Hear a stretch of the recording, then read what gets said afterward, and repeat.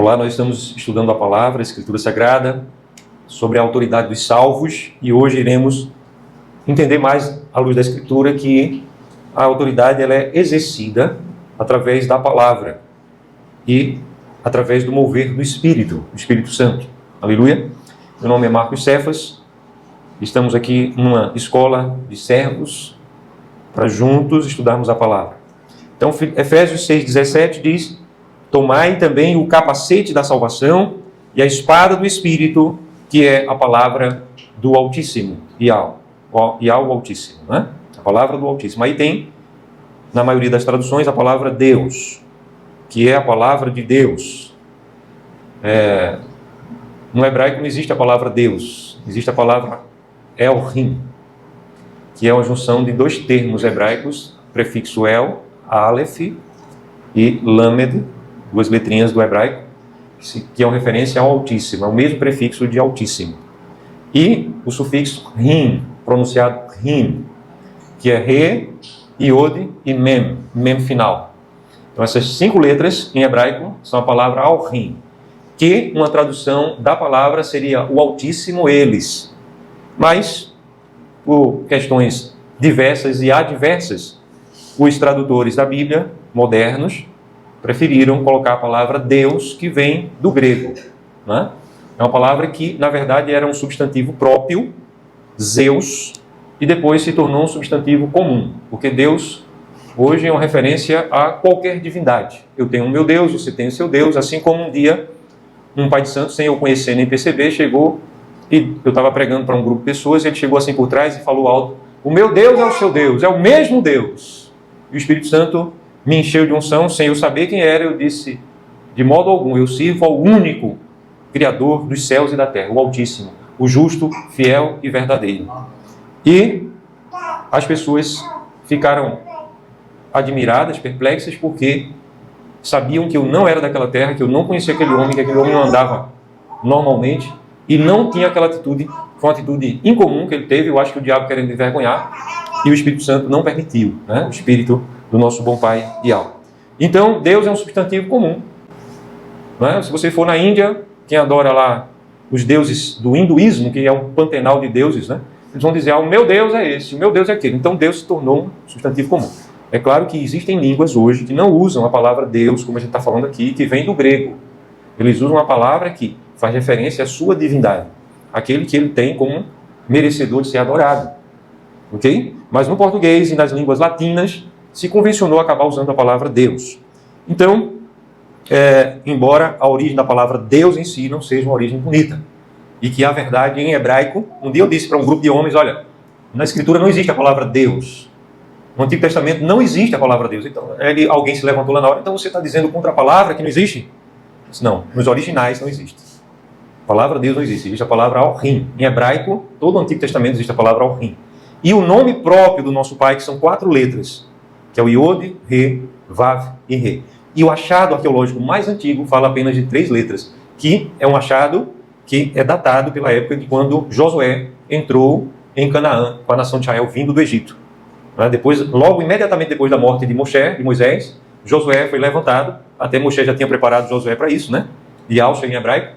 E Yahshua entrou com Israel ali. Yahshua é o discípulo de Moshe, que é o mesmo nome do Salvador, porque Yahshua significa Yau, salva. Yau é salvação. Amém?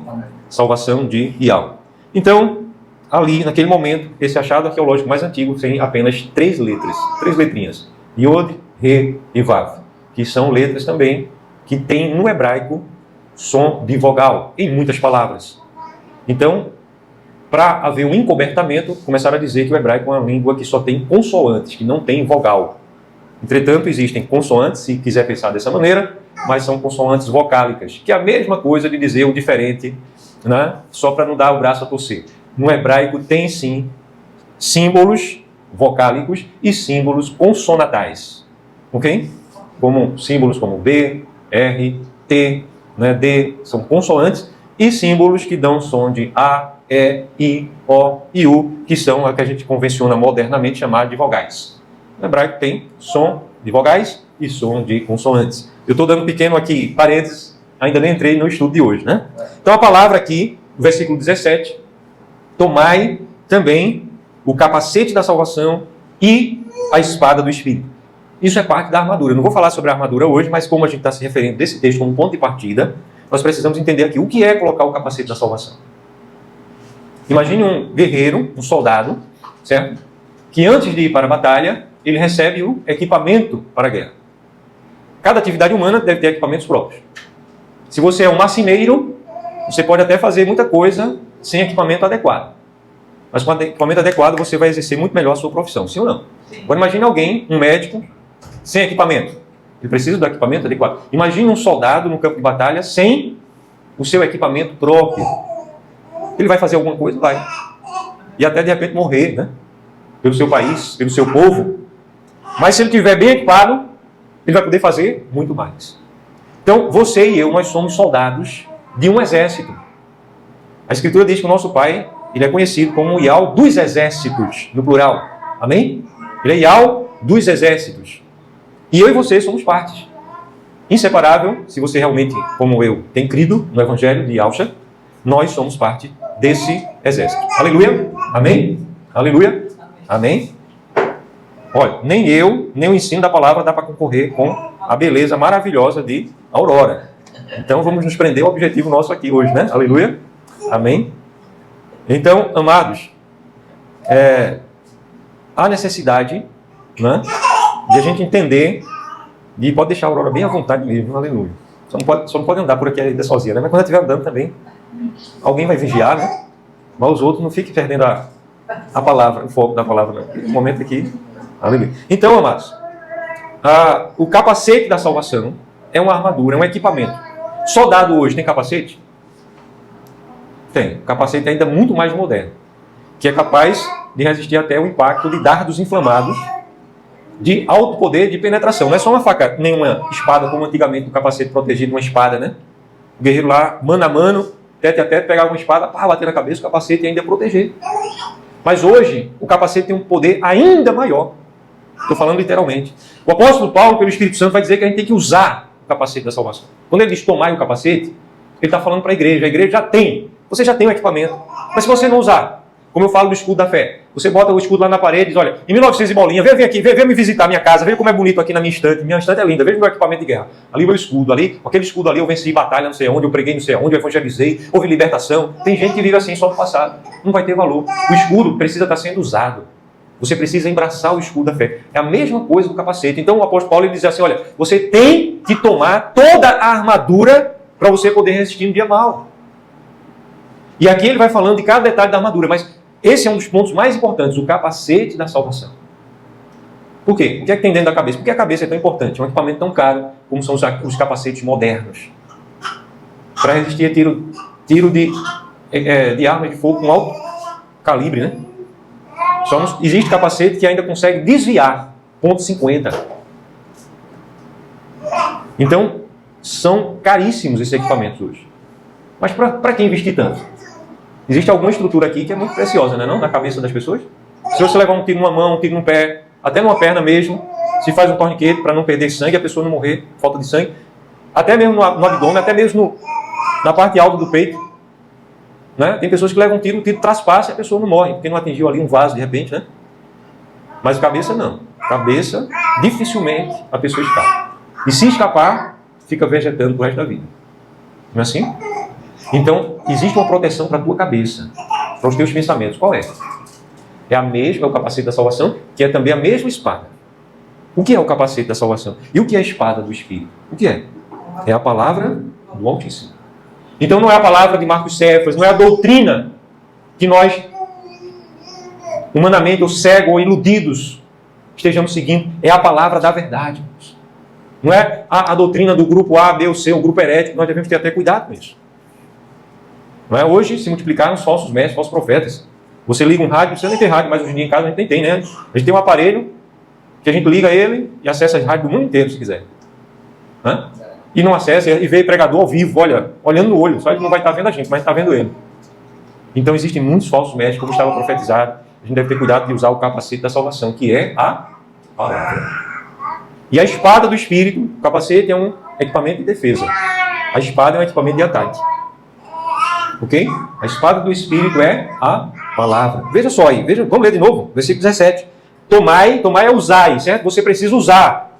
Você precisa praticar isso aí. Tomar o capacete da salvação e a espada do Espírito, que é a palavra do Altíssimo. Então, o capacete tem uma preposição aí aditiva, o capacete e a espada. Essas duas coisas precisam estar juntas. Essas duas coisas, elas A gente pode até contrariar aqui um pouquinho o verbo ser, né? Elas são a palavra. Como elas formam um conjunto, uma unidade, o capacete e a espada é uma unidade, essa unidade é a palavra. Ok? Vocês estão me entendendo? Estão me acompanhando até agora? Aleluia? Então, hoje, nosso estudo sobre a autoridade dos salvos, a autoridade dos santos, que foram lavados e remidos pelo sangue de Yahshua, nós estamos estudando sobre a autoridade que é exercida. É pegar e tomar, é usar o capacete da salvação, é tomar, é usar a espada. Você precisa usar no teu dia a dia, diante das notícias do mundo, diante das adversidades, você precisa usar a palavra. Os desafios, seus projetos, você está vivendo a sua fé somente no momento religioso de culto, então você é só um religioso. O Pai não está procurando religioso, está procurando verdadeiros filhos e filhas que o adorem em verdade. Ele te procura. Nós sejamos achados por Ele. Amém? Então, veja aí, gente. Nosso objetivo para essa aula hoje, para a gente perseguir juntos, é revelar como o discípulo exerce a sua autoridade, a autoridade que ele recebe de Yahweh, falando a palavra com fé. Nosso objetivo. Com fé e ousadia. Segundo, ensinar a quem não sabe ainda e lembrar quem sabe a distinção entre a autoridade delegada, que a gente já viu semana passada, e o poder do Espírito, e como os dois atuam juntos. A gente vai estudar a diferença, a distinção entre a autoridade que é delegada e o poder do Espírito e mostrar como os dois atuam juntos. Amém? E também capacitar aos alunos presentes, amados irmãos, né? Nobres, amados irmãos, a operar essa autoridade na nova aliança.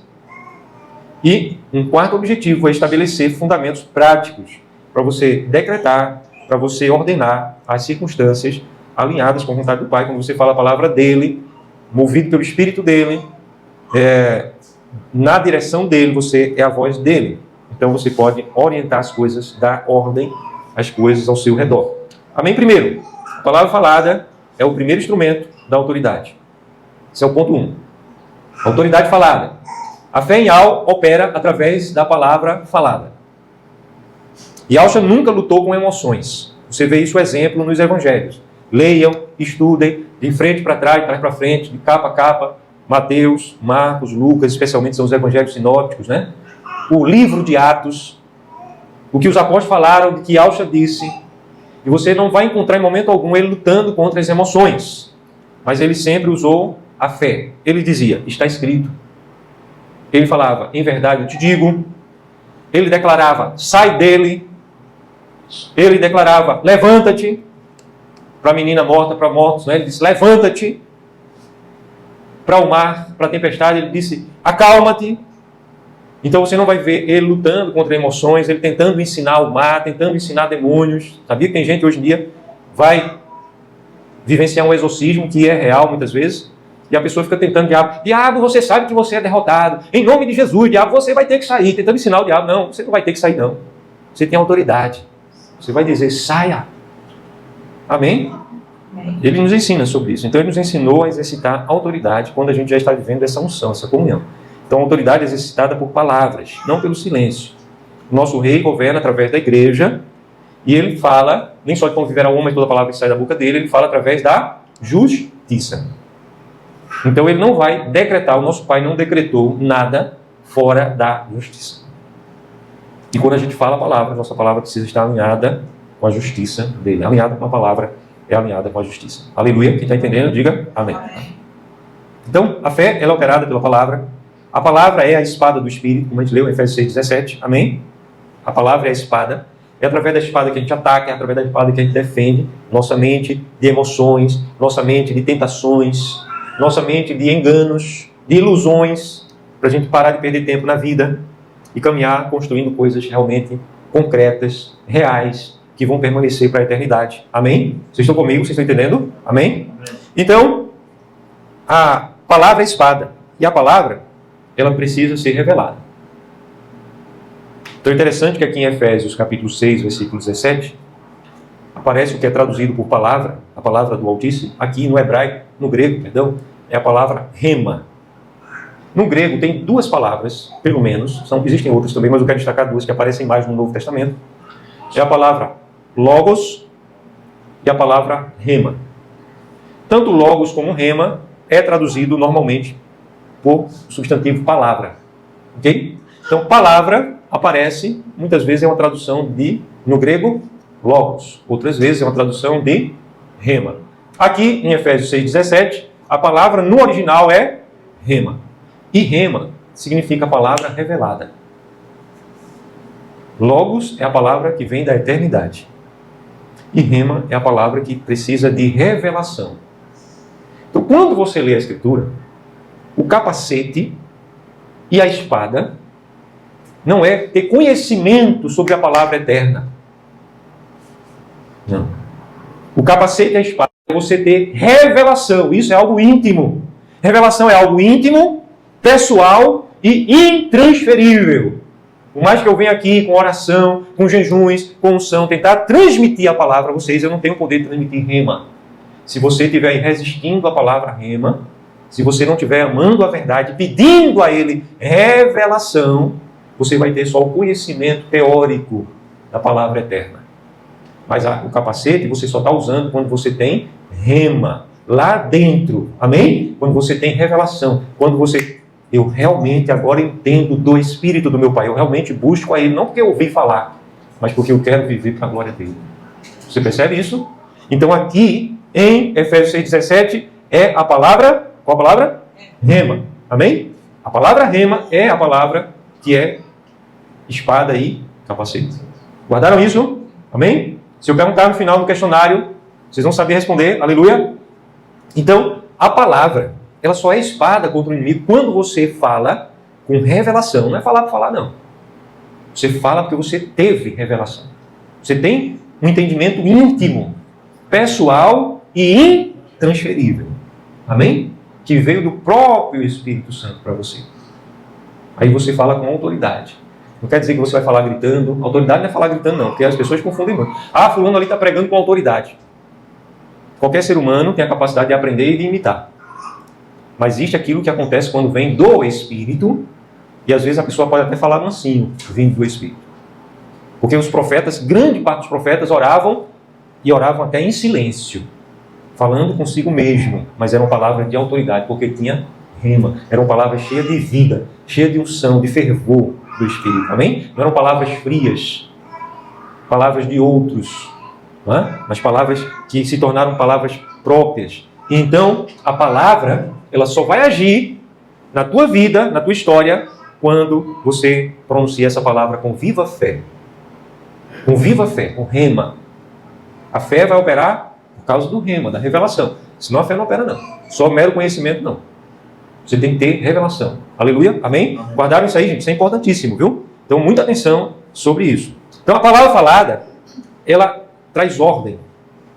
Ela ativa o mundo espiritual e ela atinge o mundo material. Ela ativa o mundo espiritual e ela afeta, atinge positivamente. Ela atinge trazendo ordem. Ela atinge trazendo a direção do céu para as coisas materiais. Então, o que acontece? Cura responde à palavra falada, ao rema. Libertação responde à palavra falada. Você pode orar em silêncio? Pode, mas você precisa falar. Com o coração se crê para a justiça, alinhado com a justiça, e com a boca se confessa acerca da salvação. O que é salvação na Bíblia? No Novo Testamento. Palavra sotéria. Salvação. O que é salvação? 5 coisas. Vamos dizer: cura, libertação, provisão, direção, comunhão, vida eterna. Comunhão com o Pai. É o mais precioso de tudo, não é? O mais precioso de tudo. Salvação é isso. Vamos lá? Cura, libertação, provisão, direção e comunhão eterna. Vida eterna com o Pai. Aleluia. Então, com o coração se crê para a justiça e com a boca se confessa para receber salvação, receber cura. Para receber salvação, receber libertação. Receber salvação, receber provisão. Salvação, receber direção na vida. Não andar feito ímpio. Ah, hoje vou fazer o quê? Fazer isso aqui. Não, você tem direção do céu. E Com o coração se crê para a justiça, com a boca se confessa para receber vida eterna. Se com tua boca confessares que Yahushua Mashiach é o teu soberano rei, e no coração creres, serás salvo. Então existe a confissão, com a boca se confessa para receber vida eterna, comunhão com o Pai. Aleluia. Então vamos dizer esse versículo, porque com o coração se crê para a justiça, vamos dizer, porque com o coração se crê para a justiça, e com a boca se confessa a respeito da salvação. 5 coisas acontecem, poderosíssimas, que vai afetar milhares de outras coisas na nossa vida. Aleluia. Amém? Então a autoridade, ela precisa de voz. A Escritura manda a gente estudar a palavra, para a gente conhecer a palavra. A gente meditar na palavra, para a gente viver rema. Você precisa meditar. Uma coisa é estudar o teu conhecimento, outra coisa é o meditar. Quanto mais você estuda, mais você adquire o conhecimento, e o rema também vem, a revelação. Você precisa meditar para quê? Para confessar a palavra. Então existem vários textos que mandam a gente falar, a gente confessar a palavra. Amém? Por exemplo, há um texto muito conhecido lá no livro de Josué, capítulo 1, versículos 6, 7 e 8. Eu vou mencionar só o versículo 8, diz: não cesses de falar desse livro, para que tenhas cuidado de fazer conforme está escrito. Dela não te desvie, nem para a direita, muito menos para a esquerda. Não te desvie. Não cesses de falar. Então isso não quer dizer que eu vou ficar o tempo todo citando versículos. Você chega e diz: Marcos, bom dia, tudo bem? Eu digo: Salmo 23, versículo 1. E ao meu pastor nada me falta. Marcos, aí como é que foi tua semana? Eu digo assim: Mateus capítulo 6, versículo 33. Buscar em primeiro lugar o reino dos céus e a sua justiça, e as demais coisas serão acrescentadas. Aí eu sei: ô Marcos, você está aqui presente? Aí eu vou, cito Romanos 8:1. Justificados, pois, mediante a fé, temos paz com o Altíssimo por intermédio. Não é isso que a palavra está mandando, é ficar citando o versículo da Bíblia. Mas quer dizer que o meu falar, ele precisa estar cheio da direção, tá? Compatível, alinhado com a vontade do Pai. Amém? Eu preciso ser tão inundado pela palavra que o meu pensamento, meu sentimento e o meu falar se alinhem com a palavra. Lá em Colossenses 3,16, o que é que diz? Habite ricamente em vós a palavra do Mashiach. Habite escassamente. Habite pauperimamente. Habite raramente. Não, habite ricamente em vós a palavra de Yahushua o Mashiach. Amém? Aleluia? Então essa palavra precisa habitar ricamente em nós, porque é a voz. Segunda coisa aqui, que a autoridade decretada, e a voz, ela é a voz do homem, do novo homem, certo? Então, essa autoridade, ela é a voz da nova criação. Nós somos nova criação. A nossa voz hoje na terra, para fazer diferença, para não ser a voz de como qualquer ímpio, qualquer incrédulo, a nossa voz é a voz, a palavra do céu na terra. A palavra da verdade, a palavra firme. Por isso a gente deve ter cuidado com a nossa palavra, porque a gente vive numa cultura onde as pessoas mentem até socialmente. Não é? Como tem aquela história que a criancinha, 2, 3 anos, estava em casa, aí chegou uma visita que a família não queria receber. Aí o pai mandou: filhinha, diga que o papai não está não. Menina 3 anos de idade, já estava um pouquinho maior do que a Aurora. Aí diga que o papai não está não, que mamãe está tomando banho, não tem ninguém em casa, a casa está fechada. Não? Aí, para dizer, a comadre que veio visitar, né? Aí a criancinha botou a cabeça do lado de fora, aí disse: papai mandou dizer que ele não está em casa não. E que mamãe está tomando banho. Mamãe está lá na cozinha, mas ele mandou dizer que ela está tomando banho. Então a criancinha não mente. Mas tem essa mentira, né? Que o pessoal pratica. A mentira construtiva. Então a gente precisa ser sábio para andar sempre na verdade. E falar a verdade. Amém? Porque a nossa palavra, ela precisa ser firme. Seja o teu sim, sim, e o teu não, não. E o que passar disso procede do maligno. A gente não, o passar disso é da cultura. O que passar disso é porque a gente aprendeu com maninha, com vovoinha, né? A mentira. Mas, gente, não custa nada. E ainda que custe, mas vale a verdade. Amém? Está aí o islamismo, que prega a mentira. No livro dele, sagrado, manda mentir. Por isso que o prefeito de Nova York, a capital mais populosa do mundo hoje, foi eleito agora há pouco, agora recentemente. Ele é um muçulmano, de fé islâmica. Sabe como ele foi eleito? Através dos grupos LGBT, não sei quantas mais. Não tem, sei que eu já perdi de vista. Andando com as minorias, de mão dada, dizendo que ele é a favor. E por que é que os companheiros dele de fé islâmica não repreenderam ele? Porque na Sharia, na lei islâmica, do Alcorão, o homem pode mentir para conquistar domínio para Alá. Então ele mente, mas está lá no Alcorão mandando matar todos aqueles que não aceitarem a fé em Alá como o único criador para ser adorado e Maomé o único profeta.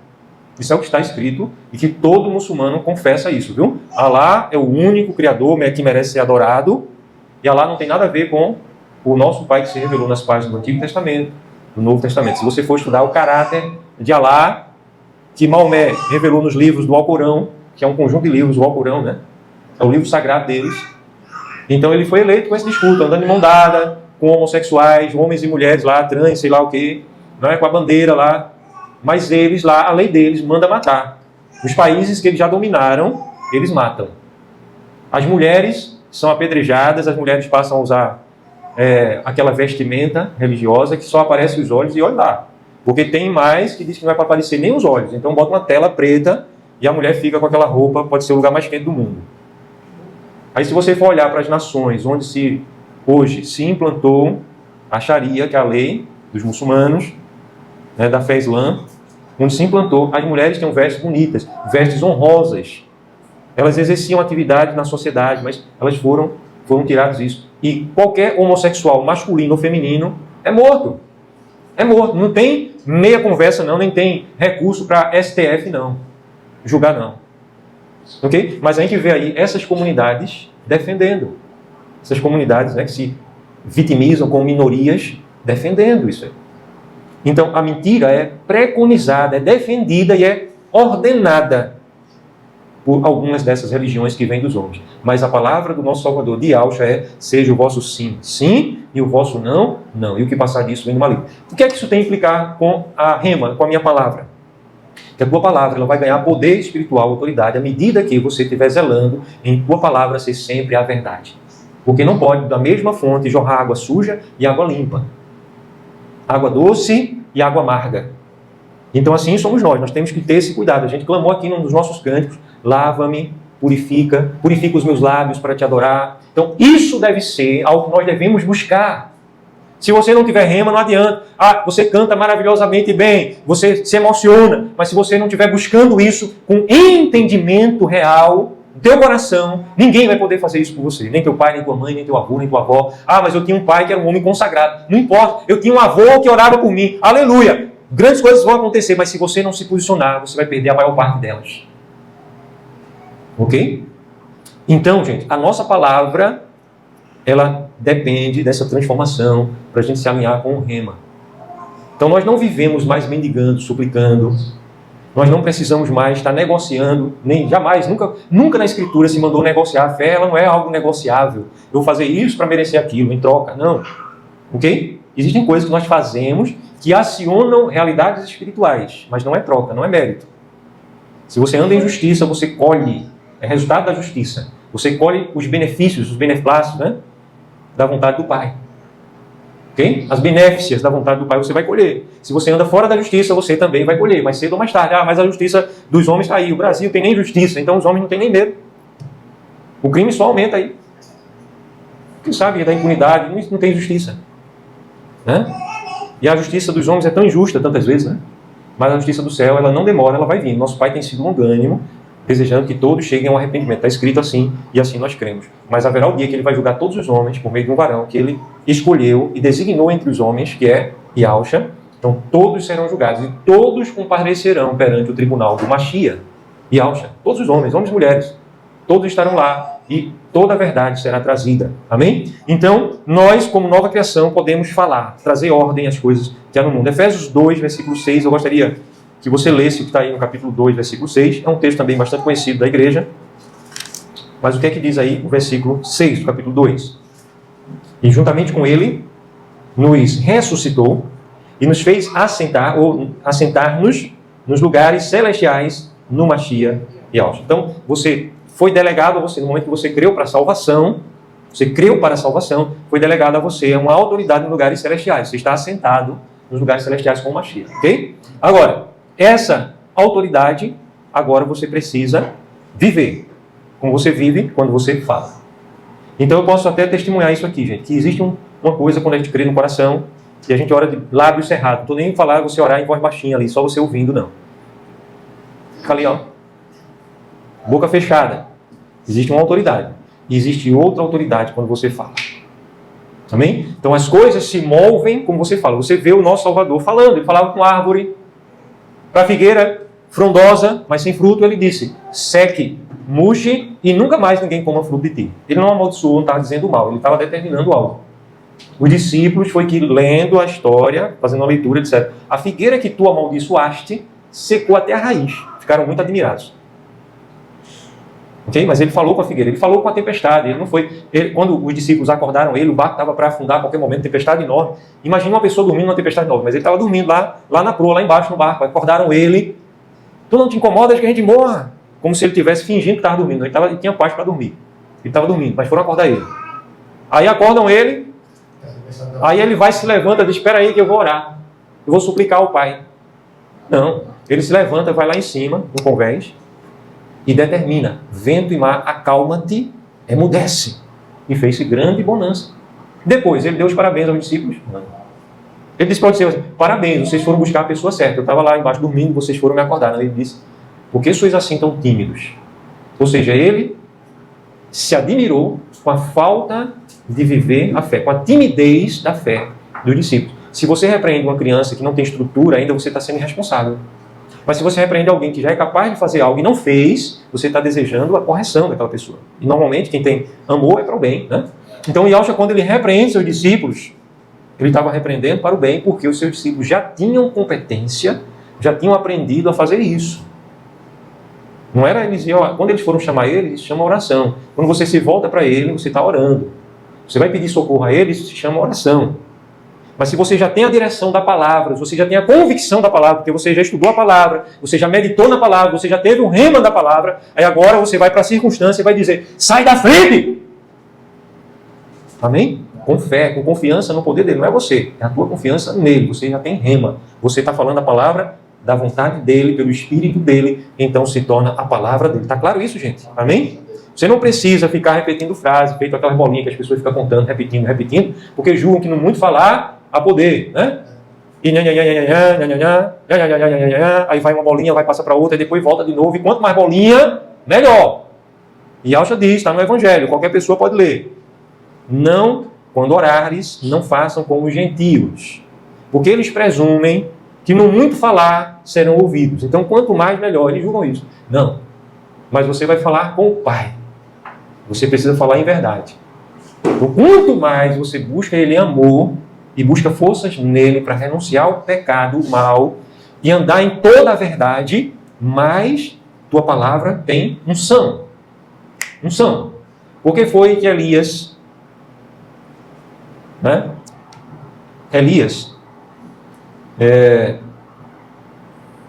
Al-Shah, que é a salvação do Altíssimo,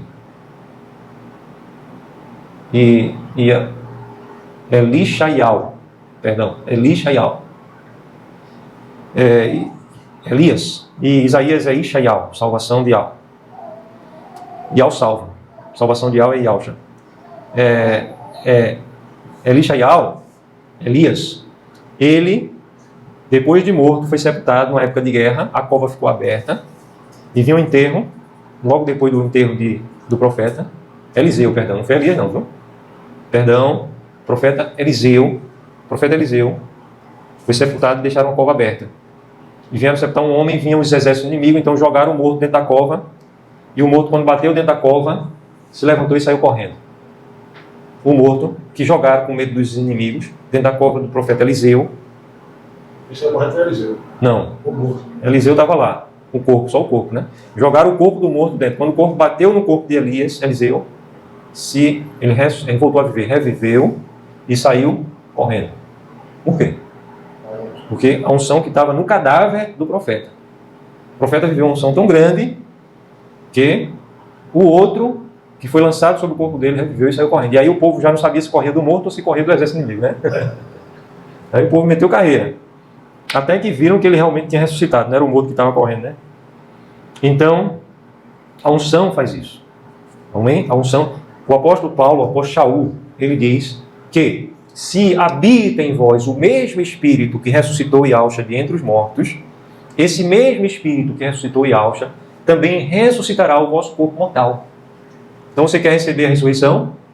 É o mesmo Espírito que ressuscitou, Yahshua precisa habitar em você. Como é que ele habita em nós? Através da palavra rema. Então a palavra do novo homem, ela carrega jurisdição, ela carrega a autoridade da justiça. Jurisdição, amém? É a palavra do novo homem, é como uma autoridade, um policial, um juiz que dá uma ordem em um nome da lei. O juiz ali, ele está representando uma organização social e uma autoridade que foi confiada a ele. É como um delegado. Daí a palavra delegado, né? Tem um delegado da Polícia Civil, delegado. Não tem um delegado? Por que a palavra delegado? Porque a ele foi delegado a autoridade. Né? Vem da palavra delegação, substantivo, delegação. Então, a ele foi delegado em nome da lei. Então, quando ele está ali, o guarda de trânsito ali na esquina, ele ergue a mão e apita, e uma carreta enorme para. Está parando por quê? Porque ali está respeitando uma autoridade, e se o motorista não quiser respeitar? Ele está desrespeitando somente um homem, ele está desrespeitando toda a autoridade que aquele homem estava representando ali. Diante da lei, ele está desrespeitando a sociedade como um todo, a lei como um todo. Né? Então, a nossa autoridade, ela é exercida no falar, através do rema, para quem estuda a palavra, conhece, medita, tem revelação e com fé, unção, fala a palavra. Então, essa pessoa vai agora exercer uma autoridade, mas não é que a autoridade seja o poder seu. Não é Marcos Cefas que cura isso e aquilo. Quem cura é sempre o nosso Pai. Mas existe uma autoridade que foi dada à igreja. Existe uma missão que foi confiada à igreja. E se a igreja se calar, a igreja fecha a porta do reino. Por isso que Yahshua também disse, a chave do reino está na mão da igreja. Quando a igreja proclama o evangelho é boa notícia. Proclama cura em Yahshua, proclama libertação, proclama que nele há provisão. Não é um evangelho materialista, terreno, não. Mas a gente tem que mostrar que acima de tudo, sobretudo, é incomparável a salvação. A pessoa precisa de comunhão com o Pai. Aleluia. Então, não é por força humana, força física, mas essa autoridade que você representa em nome dele, em nome de Yahshua, você tem autoridade. É por isso que a gente diz a um demônio, por exemplo, em nome de Yahshua, a quem eu sirvo, saia. Amém? Você é limitado, mas você diz, você está vivendo para ele, em verdade. Lembra daqueles 7 irmãos lá no livro de Atos? Aqueles 7 irmãos que tentaram expulsar demônios em nome de Yahshua, a quem Shaul serve. E eles foram ali conquistando fama, tendo bom resultado, até se depararem com um caso verdadeiro. Porque existem causas que não é emocional, é fingimento, é uma coisa e outra. Então aqueles 7 irmãos, quando se depararam com alguém realmente possesso, com muitos espíritos, os demônios disseram, Shaul, que você fala, nós conhecemos. E Yahshua, a quem Shaul prega também, mas vocês quem são? E lançando sobre ele, o demônio primeiro falaram isso. Depois o homem possesso lançou sobre 7 irmãos, 7 irmãos de sangue unidos, viu? Lançou sobre eles, o couro comeu e os homens fugiram da presença do demônio, do endemoniado, nu. Rasgou até as vestes de todo mundo, rasgou, apanharam mesmo do endemoniado. E eles fugiram envergonhados e nu. Levaram a sua, a história dele, a fama dele caiu na hora, que eram os exorcistas, né? Então os demônios ainda falaram isso. Então é preciso você andar em verdade. Andar em verdade, amar a verdade, crescer em verdade. Não quer dizer que você vai ser perfeito aqui na terra, mas que de coração você está buscando isso. Paulo diz assim, não que eu já tenha conquistado, mas uma coisa eu faço, esquecendo das coisas que para trás ficam, prossigo para conquistar aquilo para o que eu também fui conquistado. É a perfeição, até que todos cheguemos à estatura do varão perfeito. Para isso a gente precisa da igreja, nós precisamos uns dos outros. Aleluia. Então o Espírito Santo, ele é o poder que vai operar essa palavra. Lá em Lucas 4, versículo 18, queria ler com vocês. O Espírito de Altíssimo está sobre mim, pelo que me ungiu para evangelizar os pobres, enviou-me para proclamar libertação aos cativos e restauração da vista aos cegos, para pôr em liberdade os oprimidos e apregoar o ano aceitável do Altíssimo Yahweh. Então, o Espírito está sobre mim para fazer essas coisas. Amém? O que acontece com a igreja? Se a igreja não busca essa unção no Espírito, ser cheia do Espírito, a igreja se esvazia da presença do Espírito, porque o pecado bate à porta, a igreja se esvazia. A inclinação para as coisas do Espírito traz vida e traz paz. A inclinação para as coisas da carne traz destruição, morte, ruína. Então, se você não se inclina para as coisas do Espírito, você não está vivendo essa unção. E Yahshua, que é o cabeça da igreja, ele viveu isso. E nós, por ele, o caminho foi concedido para que a gente viva essa unção. Amém? Então, é o Espírito do soberano Yahweh que precisa estar sobre nós para que a gente viva a autoridade. Senão, essa autoridade sem o Espírito vira um esforço humano. Eu vejo o homem tentando fabricar, às vezes, algumas coisas espirituais. Não estou aqui julgando, nem querendo julgar A, B ou C, mas existem movimentos religiosos, o evangelicalismo no nosso dia, denominações, que as pessoas pensam que está no rito. Você tem que orar sempre gritando, e todo mundo tem que gritar, como se o rito em si fosse essa unção. E muitas pessoas, às vezes, estão vivendo a hipocrisia. São falsas, não estão amando a verdade. A estrutura exterior, músicas que envolvem emocionalmente. Então, a estrutura exterior, e não o amor à verdade. A gente tem procurado produzir aqui, com a ajuda de uma ferramenta hoje moderna, letras bíblicas. E às vezes até sem muito apelo emocional. Ou quase, e se possível, nenhum apelo emocional mesmo. Mas toda fundamentada na verdade. Para que as pessoas busquem e cresçam no conhecimento da verdade, e não por emoção. Então a gente vai, vamos para um culto, aí ali a gente se emociona, aí vem um pregador, coaching, que sabe gatilhos mentais, que sabe aí as técnicas de manipulação emocional, envolvente, que vai trazer aquela palavrazinha bem soft, bem agradável ao paladar, as pessoas saem tudo emocionadas, uma palavrinha de 20 minutos, tá bom demais, e as pessoas saem dali, mas sem nenhuma consistência na verdade, muitas vezes. Sem amar a verdade, nem estar sendo lembradas que precisam buscar a verdade.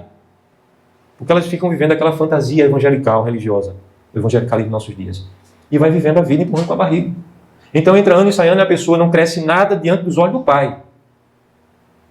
Ela consegue cargo dentro do ministério, da igreja, que eles chamam, consegue cargo, posicionamento, isso e aquilo, até dinheiro, mas sem vida verdadeira aos olhos do Criador. Isso tem valor? E fica vivendo engano. E enganam-se a si mesmas, enganam e são enganadas.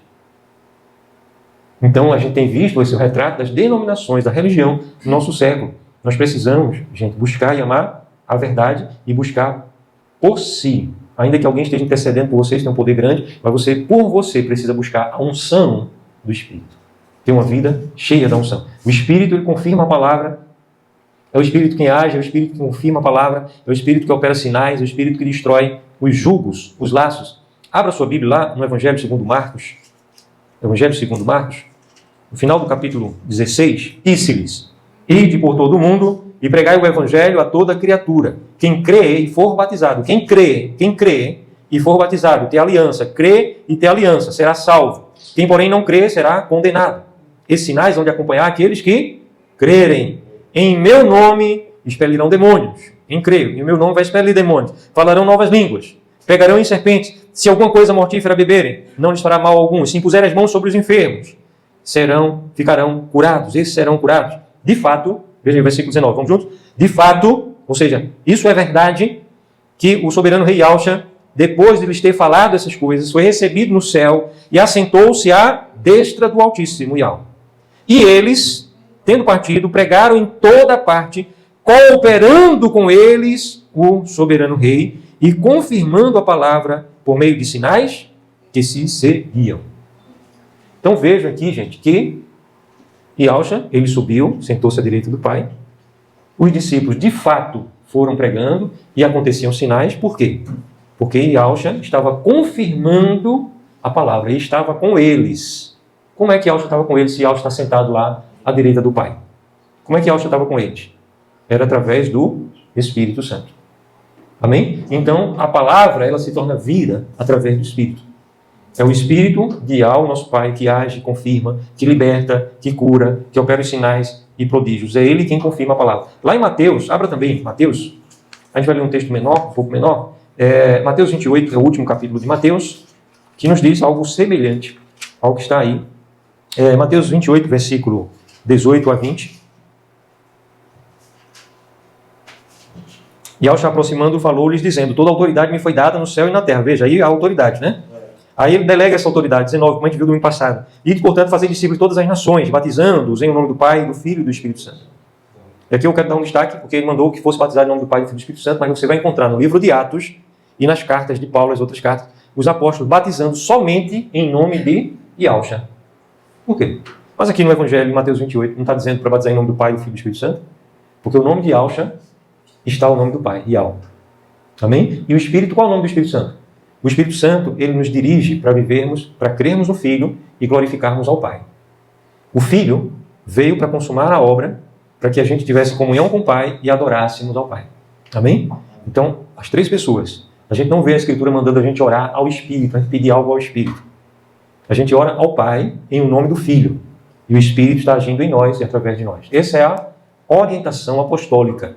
Orientação dos apóstolos. Okay? A igreja moderna, as denominações, o evangelicalismo nos nossos dias é que faz uma inversão. Às vezes está orando para anjo, está orando para pedindo ao Espírito Santo para almas de falecido, não sei o quê, né? Tudo isso que a Escritura até muitas vezes até condena. Então, é o Espírito Santo, é o Espírito do nosso Pai que executa a vida do Pai. Ele mantém a existência das coisas e ele traz a vida do Pai também, a direção do Pai para todas as coisas. Então, através do Espírito, a igreja fala hoje. Se a igreja deseja essa unção e busca viver nessa unção, né? O discípulo fala através do Espírito e o Espírito Santo traz a vida, executa a palavra do Pai. Quando você fala a palavra dele, da parte dele, ouvido pelo Espírito dele. Aleluia. Então, como é que a gente exerce essa autoridade de forma prática? Está aqui no final do nosso estudo hoje, ok? Então, nosso estudo já vai com quase 1 hora de duração aí. Encha-se da palavra até que ela molde sua consciência. Você quer exercitar a palavra de forma prática? Como aprender? Como? Viver a palavra e a palavra se tornar realidade. E eu experimentar a palavra e a minha fé se tornar cada vez mais forte. Porque você crê, acontece e aquilo ali vai alimentar, vai retroalimentar a tua fé, vai fortalecer ainda mais a sua fé. Então, como fazer isso de forma prática? Primeiro, encha-se da palavra até que ela molde a tua consciência. Amém? Sem a palavra não há autoridade, porque a nossa autoridade está em estarmos coerentes com a palavra. A palavra é o fundamento da nossa autoridade. Amém? Segundo, liberte a palavra com fé. Fale como quem crê e crendo, de fato. Você vai falar como quem crê, mas acima disso, você vai falar crendo, de fato. Amém? Aleluia? Não fale com a esperança vaga. A fé não é uma esperança vaga, a fé é uma viva esperança. É a certeza das coisas que se esperam. Hebreus 11, versículo 6. Hebreus 11, versículo 1 e versículo 6. Versículo 1. A fé é a certeza das coisas que se esperam. Versículo 6. Sem fé é impossível agradarmos ao Altíssimo Pai. Então fale com convicção. Não fale com desejo. Fale com a direção do céu.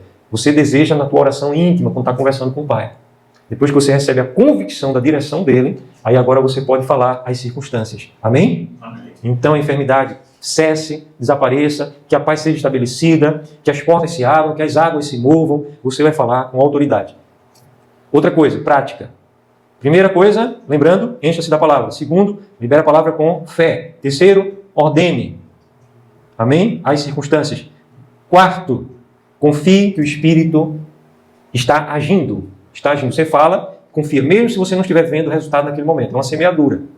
Quando você planta a semente, você não vê imediatamente. Cada semente tem um tempo, mas você já crê. O agricultor, quando ele semeia, ele primeiro tem que conhecer a semente que ele está semeando, e ele semeia o campo. Imagina o agricultor, um campo enorme aí, hectares, muitos hectares de terra, a perder de vista ele semeia. E ele tem certeza de quê? Que ele vai colher. A expectativa dele é que a colheita seja boa, porque pode ser que haja os intempéries da natureza, algum problema, e a colheita seja ruim. Mas a certeza é que ele vai colher. E quando se semeia, é uma multiplicação. Então, aqui no Evangelho de Marcos, também Mateus, Yahshua diz que a semente, ela é a palavra. Você semeia a palavra e você vai esperar o tempo da semente. Você precisa crer que o Espírito de vida está agindo. Assim como o agricultor, quando ele planta, ele espera, mas espera com convicção. Assim também, quando você planta a boa semente, na tua história, na tua vida, primeiro foi no teu coração, lembra? Meditando. Depois, nas circunstâncias. Aí, o que acontece? Elas se tornam realidade. E quinto, mantenha-se firme até que isso se torne a tua história de vida. Aleluia. Mantenha-se firme. A autoridade, ela não recua. Tiago, falando de demônio, do diabo, por exemplo, ele diz, resistir ao diabo e ele fugirá de vós. Mas existe um momento que você está resistindo. Né? Chegai-vos ao Altíssimo, mas resistir ao diabo. Tiago 4,7. E ele fugirá de você.